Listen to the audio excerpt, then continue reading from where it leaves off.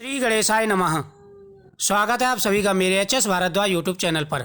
आज मैं आपको सकट चौथ की कथा सुनाने जा रहा हूँ। इस कथा के सुनने से सभी मनोकामनाएं पूरी हो जाती हैं। भगवान गणेश जी पुत्र संतान प्राप्ति का आशीर्वाद देते हैं।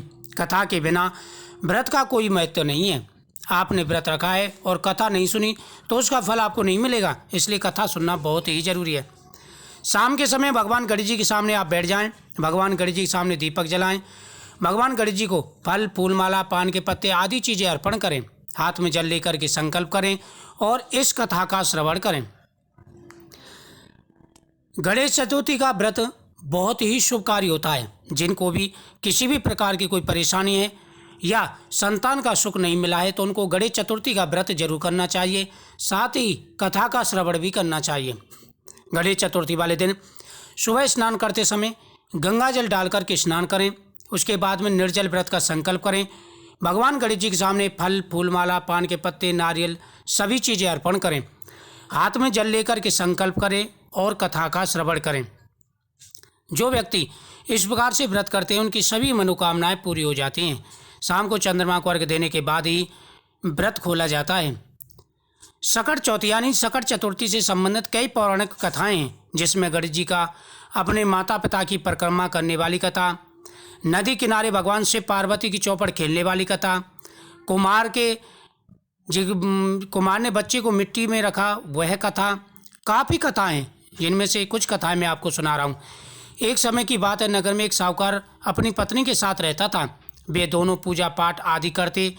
एक दिन साहूकार ने अपने पड़ोसन के घर गई। वहाँ पर पूजा कर रही थी उस पड़ोसन को देखा। उस दिन सकट चौथ थी। साहूकारनी ने पड़ोसन से सकट चौथ के बारे में पूछा तो उसने बताया कि आज वह सकट चौथ का व्रत कर रही है, इस वजह से गणेश जी की पूजा कर रही है। साहूकारनी ने उससे सकट चौथ व्रत के लाभ के बारे में जानना चाहा तो पड़ोसन ने कहा कि गणेश जी की कृपा से व्यक्ति को पुत्र, धन धान्य, स्वाग सब कुछ प्राप्त होता है। इस पर साहूकारनी ने कहा कि वह माँ बनती है तो सवा से तिलकूट करेगी और सकट चौथ व्रत रखेगी। गणेश जी ने उसकी प्रार्थना को पूर्ण कर दी। वह गर्भवती हो गई। अब साहूकारनी की लालसा बढ़ गई। उसने कहा कि उसे बेटा हुआ तो 2.5 सेर तिलकूट करेगी। गणेश जी की कृपा से उसे पुत्र हुआ। तब उसने कहा कि यदि उसके बेटे का विवाह हो जाए तो वह 5 सेर तिलकूट करेगी। गणेश जी के आशीर्वाद से उसके लड़के का विवाह भी हो गया। लेकिन साहूकारनी ने कभी भी सकट चौथ व्रत नहीं रखा, ना ही तिलकूट किया। साहूकारनी के इस आचरण पर गणेश जी ने उसके सबक सिखाने की सोची। तब उसके लड़के का विवाह हो रहा था। तब गणेश जी ने अपनी माया से उसे पीपल के पेड़ पर बैठा दिया। अब सभी लोग वर को खोजने लगे। वर न मिलने पर विवाह संपन्न नहीं हुआ। एक दिन साहूकारनी की होने वाली बहू सहेलियां संग दुर्वा लाने जंगल गई थी। उसी समय पीपल के पेड़ पर बैठे साहूकारनी के बेटे ने आवाज़ लगाई, ओ मेरी अर्धव्याही। यह सुनकर के सभी युवतियां डर गईं और भागकर घर गईं। उस युवती ने सारी घटना अपनी माँ को बताई। तब वे सब उसे पेड़ के पास पहुँचे और युवती की माँ ने देखा कि उस पर तो उसका होने वाला दामाद बैठा है। उसने यहाँ बैठने का कारण पूछा तो उसने अपनी माँ की गलती बताई। उसने तिलकूट करने और सकट व्रत रखने का वचन दिया था, लेकिन उसे पूरा नहीं किया। सकट देव नाराज हैं, उन्होंने ही इस स्थान पर उसे बैठा दिया है। यह बात सुनकर उस युवती की माँ साहूकारनी के पास गई और उसे सारी बात बताई। तब उसे अपनी गलती का एहसास हुआ। तब उसने कहा कि हे सकट महाराज, मैं अपनी गलती मानती हूँ। उसका बेटा घर आ जाएगा तो 2.5 मन का तिलकूट करेगी।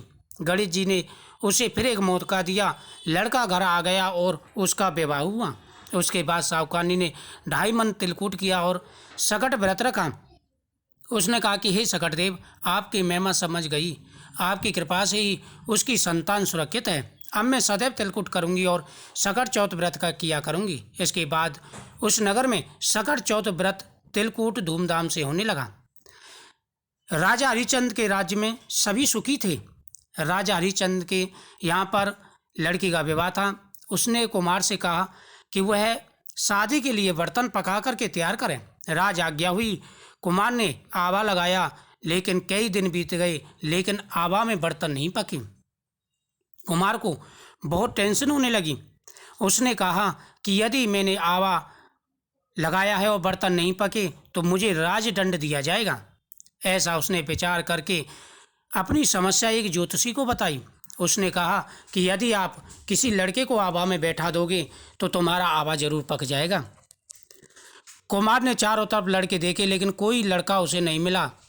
उसे ऐसा कोई भी लड़का नहीं मिला जिसे वो आवा में बैठा सके। तभी उसे एक बुढ़िया का लड़का दिखाई दिया। उसने कहा कि इसे ही मैं आवा में बैठा देता हूँ, क्योंकि इसे बैठा दूंगा तो मुझे कोई डर भी नहीं रहेगा। बुढ़िया मेरा क्या बिगाड़ लेगी? अगर किसी और के लड़के को बैठाऊंगा तो वो मुझे क्यों कर छोड़ेगा? इतना सोचने के बाद में उसने बुढ़िया के लड़के को आवा में बैठा दिया। पहले तो आवा पकने में कई दिन लगते थे, लेकिन इस बार आवा 24 घंटे में पक कर तैयार हो गया। कुमार बड़ा प्रसन्न हुआ। कुमार ने जैसे ही बर्तन हटाए तो क्या देखता है कि उसके जो लड़का बैठाया था उसके कमर तक हरी हरी दुर्वा और जल भरा हुआ है, कमल खिल रहे हैं। वह आश्चर्य में पड़ गया। जब कुमार ने उस लड़के को बैठाया था, उस दिन सकट चौथ का व्रत था। उसकी माँ ने बुढ़िया ने व्रत रखा था और सकट चौथ से प्रार्थना की कि हे सकट देवता, आप मेरे बेटे की रक्षा करें। उसके एक ही बेटा था। भगवान गणेश जी की कृपा से आवा तो पक गया, लेकिन लड़के का बाल भी बाका नहीं हुआ। हरी हरी दुर्वा वहाँ पर उगाई, पानी भर गया, कमल के फूल खिलने लगे, चारों तरफ सुगंधी सुगंध फैल गई। कुमार को बड़ा आश्चर्य हुआ, वह डर गया। उसने सारी घटना राजा को बताई। राजा ने उस बुढ़िया को बुलाया, कहा कि हे बुढ़िया माई, क्या तुम तंत्र मंत्र जानती हो? बुढ़िया माँ ने कहा कि हे महाराज, मैं कोई तंत्र मंत्र नहीं जानती। मैं तो हर साल आने वाली माघ मास की गणेश चतुर्थी का व्रत करती हूँ। इसी की वजह से मेरा लड़का जीवित बचा है। राजा ने उससे कथा विधि पूछी। बुढ़िया ने कहा कि भगवान के निमित्त एक लोटा में तिल डाल कर के रखे, भगवान के सामने द्रुवादल अर्पण करे, फल फूल माला रखे, भगवान के सामने दीपक जलावे। उसके बाद में भगवान के सामने व्रत का संकल्प करे और कथा सुने। इस कथा के सुनने के पश्चात जो लोटे का जल है उसको चंद्र को अर्घ देवे। उसके बाद में व्रत खोलना चाहिए। ऐसा करने से भगवान गणेश जी प्रसन्न होकर के मन वांछित फल प्रदान करते हैं। जो व्यक्ति सच्चे मन से भगवान गणेश जी की आराधना करते हैं उनको मन चाहा फल प्राप्त होता है। जीवन में आ रही सारी समस्याएं, सारे दुख, सारे दर्द दूर हो जाते हैं। भगवान गणेश जी प्रसन्न होकर के उस इंसान को मन चाहा वरदान देते हैं। इस दिन पूरे दिन निर्जल व्रत रखा जाता है। श्री गणेशाय नमः, ओम गंगणपते नमः आदि मंत्रों का जाप करना चाहिए।